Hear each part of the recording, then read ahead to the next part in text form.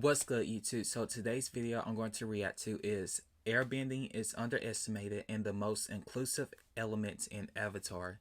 So I learned about firebending, waterbending, earthbending, and this is the last element I'm going to learn today. So let's watch.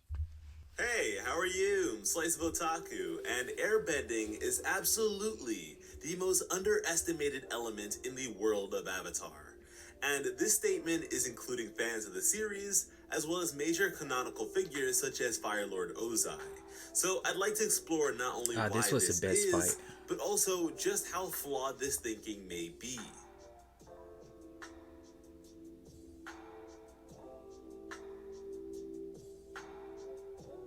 For over a century of the world's history, airbending had been a lost art from a bygone era. And Yes. even when Avatar Aang resurfaced into the world, he was the only airbender for several years.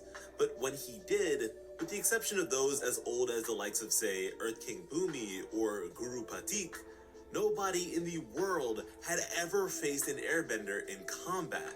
And with that, the level of unpredictability this now unorthodox style of bending provided was able to get the better of some of the most accomplished combatants in the series. And to be real with you, this unfamiliarity certainly helps, but it's not at all the sole reason why this is the case. Air is said to be the element of freedom. As such, air nomads are trained to be crafty, quick thinkers capable of implementing a level of ingenuity into everything they do. A possible reason for this being the pacifist ways of their people. Airbenders are sworn to engage in combat as a last resort, and as such, are masterful in their avoidance and or redirection of incoming attacks.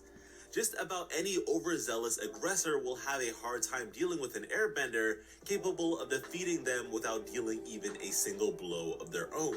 Because That's of actually this, good. it's common for those unfamiliar with their ways to see such acts as cowardice rather than cleverness. Despite never possessing a formal military, the air nomads had arguably the most rigid culture of the four nations. Rather than being led by monarchs of any sort, the monks were led by the teachings and wisdom of their elders, whom belonged to a council present in each of the air temples. To take this a step further, it's my interpretation that air nomad culture rebukes the division of households as well, as young airbenders, rather than being raised by their birth parents with your typical family structure, were brought up by the collective, eliciting a further sense of unity amongst them. This also happened to be the only society entirely comprised of benders. Unhindered by concepts such as poverty, prejudice, birthright, or gender inequality, airbending was able to progress down an all-inclusive yet unadulterated path more so than any other discipline. As such, the ascension towards mastery and furthering of such knowledge was to be an air nomad's greatest ambition. Obtained either by contributing to the art by inventing a new technique, or the completion of its 36 levels, an airbender's accomplishment would be commemorated with the bestowal of their traditional tattoos.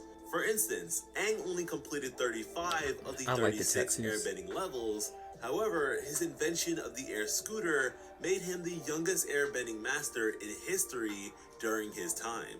Unfortunately, such teachings would at large remain lost for a century following the genocide of the air nomads induced by the Fire Nation.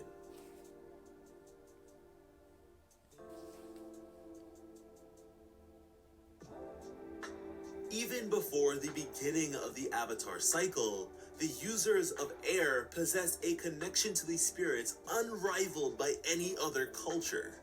The spirit wilds were at large considered dangerous, and spirits themselves deemed malicious by the humans of this world. Yet the cultural predecessors to the air nomads coexisted peacefully with them with a level of mutual respect, which provided them with knowledge of things like the inherent relationship between the great spirits, Rava and Vatu.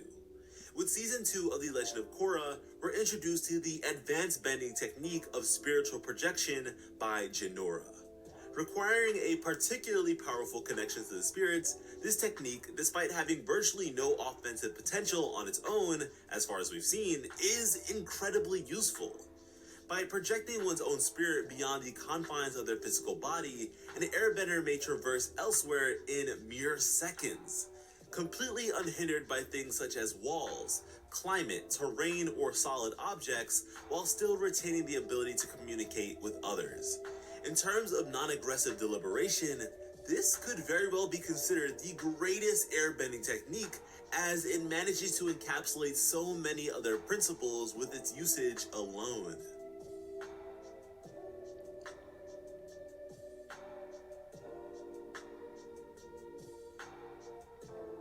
With Avatar Korra's decision to keep the physical world connected to the spirit world, even after harmonic convergence, many non-benders found themselves gifted with the power of air, and by extension, bringing airbending back from the brink of extinction. Today, this second wind of the Air Nation attempts to cultivate their former presence lost to the world, while also sporting a more active role in worldly affairs as ambassadors of peace and unity, whether they be human or spiritual quarrels. And because the return of airbending to the world was rather indiscriminate, this new generation of airbenders is very culturally diverse, with members hailing from all different parts of the world. Now, because the Korra team decided against extensive Fire Nation inclusion, the search for new airbenders was limited to the Earth Kingdom, and oddly enough never reoccurred elsewhere. Despite Korra being related to the chieftains of both the northern and southern water tribes, but I digress. Because their origins span a multitude of different financial, social, and geological backgrounds, they can make for some pretty great diplomats, sort of emulating the presence of the Avatar. However, for every formal member of Tenzin's recultivation of the air nomad culture, there has to be a ton of unaffiliated airbenders out there, which is a bit unfortunate considering what came before, but really such division certainly allows for more interesting approaches to the discipline to spring forth. And as Avatar Aang once said, when we hit our lowest point, we are open to the greatest change.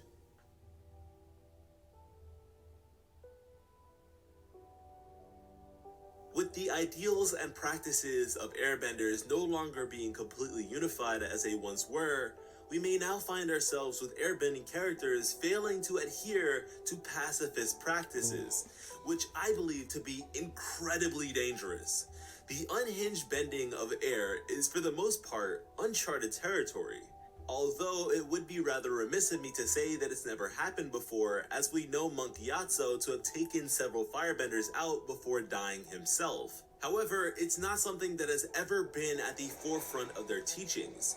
Lethality had always been avoided, and so the removal of that stipulation is a major change. And to that effect, Zahir served to be an incredible display of this.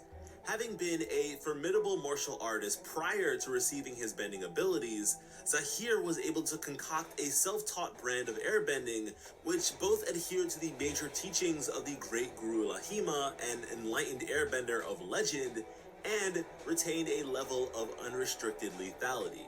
Now, of course, Zahir stands to be a rather impressive individual, but I think it's important to remember that at the end of the day, he boasted an unrefined, makeshift usage of the discipline concocted over the course of only a few weeks. That is kind of terrifying. Just imagine if he had more time with it. Now, although it may be considered counterintuitive to the points I'm attempting to prove with this video, I'd like to talk a bit about Zahir's infamous asphyxiation technique. Over the course of this series of videos focused on the different bending disciplines, a commonality amongst many airbending advocates has been the mention of this particular move. And don't get me wrong, I do think it's a pretty savage thing to do, especially as a contradiction to traditional airbending teachings, but I do not think it's this big game changer on par with things like bloodbending or anything like that, at least not in its current state. Zahir used this technique to kill the Earth Queen, but in no way were the two engaged in combat with one another. Remember, the Earth Queen was a non-combatant of a non-bender, one that could by no stretch of the imagination put up any sort of feasible fight against such a man. With that being said, there was nothing to stop Zahir from conducting this slow suffocation. Later in the season, he attempts to do the same thing to Avatar Korra with full urgency to end her mid-Avatar state, and not only is it still a dreadfully long process, but he also only attempts to do so after rendering her unconscious, which to me isn't all that impressive. It's not as if he can swiftly collapse her lungs or cause some irregularity within the oxygenation of her blood, which are things I have seen many people speak about, by the way. Which isn't to say it's impossible, but it is a facet of airbending that has not only never been explored, but certainly requires a level of mastery beyond anything we have ever seen in the series thus far. Anyhow, another example I'm rather interested in, whom actually predates Aang by an entire Avatar cycle, would be Avatar Yang Chen. Avatar Yang Chen was celebrated by the Air Nomads, similarly to how Avatar Kyoshi is celebrated by the Earth Kingdom.